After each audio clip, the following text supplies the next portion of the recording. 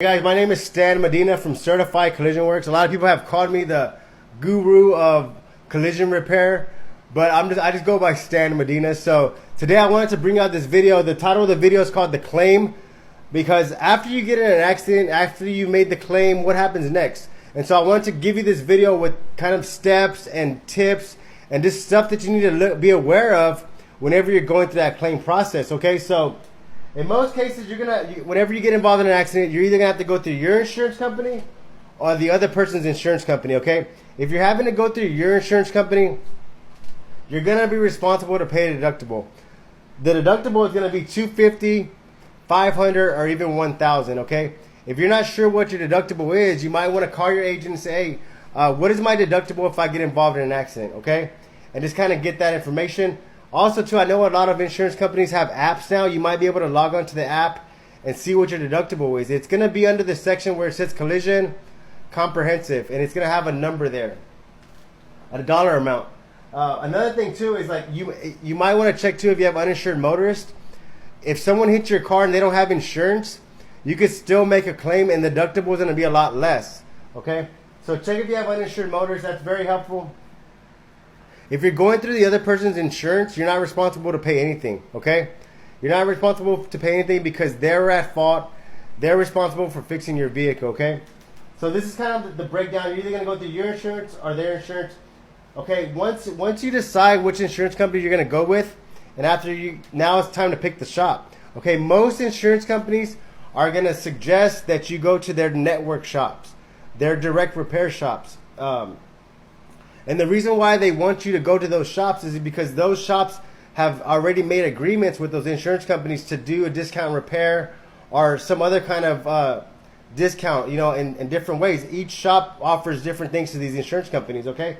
So it doesn't really benefit the customer. It's more about helping the insurance company out, because at the end of the day, the insurance company is more worried about saving money on repairing your car. And I don't think that's fair, but that's just how the insurance companies do business, okay? Those shops are going to be called DRP shops. And the insurance companies might say, you know what, if you don't go through one of our shops, it's not going to be under warranty. If you don't go through one of our shops, it's going to take longer. We don't work with that shop. Well, the insurance companies will work with whatever shop you decide. Okay, by law, you could take your car wherever you want to take it. Finding a shop. So whenever you decide where you want to take it, or if you're not even sure, you might want to do some research. Go online, search shops, read some reviews, call the shop, ask some questions. Hey, I got in an accident. Tell me how y'all's process works. Just ask some general questions and see if you can get some answers from that shop. See if they're helpful. See if they have the knowledge to help you through the whole process. You don't want to deal with the shop that is not set up to communicate to the insurance companies, or doesn't have modern estimating systems, or you want a shop that's going to be able to take control of the job and get it done and get your vehicle back. Okay, ask questions. Okay, as far as the rental, whenever you have to go through your insurance company, most of the times you're only going to have a 30-day rental coverage. Okay, that's if you're going through your insurance company. Most insurance policies only allow 30 days on your policy. If you're going through the other person's insurance, you can have it for 30 days. You can have it for 45 days. You can have it for as long as the repair is in the shop. You can't just get an extension and have the rental for as long as you want. The repairs have to make sense. If the shop is delayed on parts, or if the shop is having additional damage looked at, the shop will contact the insurance company to extend the rental for you, okay? So if you're going through your insurance company, you have 30 days. If you're going through the other person's insurance, it could go longer than 40 days. It all depends. Okay, extra damage. So let's say you get an estimate from the insurance company. Let's say you send the photos in. They send you an estimate, they send you a check, and they send you a check for $1,000. But you're like, man, you know what? They forgot to put the headlight on there. The headlight's not on there. I don't know if they're going to pay you to fix that. Okay, that's called a supplement, okay? The way the supplement gets repaired is once you get it to a repair shop, the repair shop will contact the insurance company and says, hey, you know what? We have some additional damage on this vehicle. We need y'all to come out so we can redo the estimate. the insurance will come out and they'll go over the estimate again and add all the additional damage parts, and they'll make sure you get it taken care of. Most cases, you can't do a supplement if your car's not in the shop. If you have your car and you're like, hey, you know what? You call the insurance company, you say, you forgot to put a headlight on my thing. I need you to pay me for that. The insurance is not going to just straight up and pay you for that.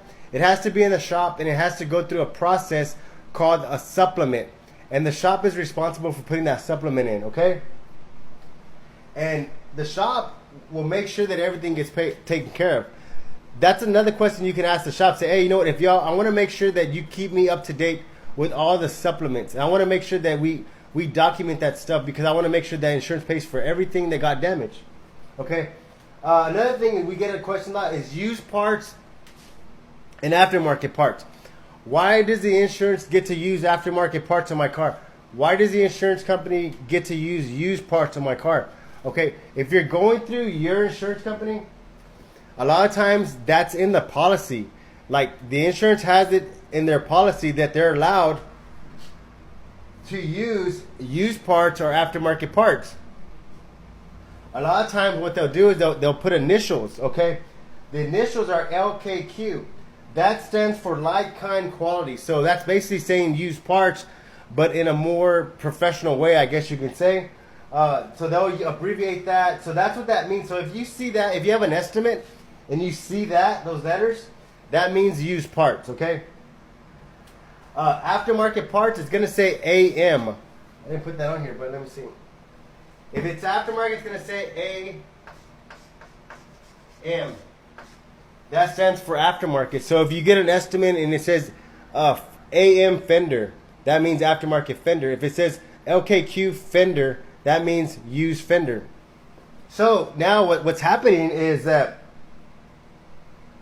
a lot of insurance companies are able to use aftermarket and used parts. So it really comes down to the shop.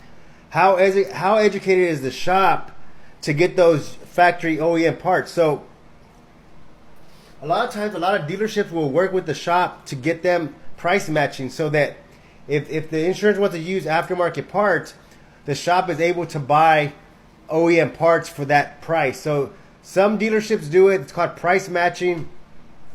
You might want to ask the question if you're trying to pick a shop. Say, hey, you know what? Are y'all able to give me OEM parts? Can you price match? How does that work? I heard something about it. Do y'all do that? And just ask questions about that. That's a good thing too. So remember, this is kind of the general stuff here. I just wanted to go over real quick. If you have any questions, just send me a message. Call the office and make sure y'all give us a like on Facebook and Instagram. Give us a like, give us a follow, share, comment, all that good stuff. I really want to get this information out. I know I've gotten some texts from people saying, man, you know what? I saw this video you sent the other day, and like, it helped me do this. It helped me get through this process. So that was the goal. I mean, the goal is just to share my information so that if you get involved in a situation, the situation is a lot easier for you to deal with. So thank y'all. Thank you for watching, guys.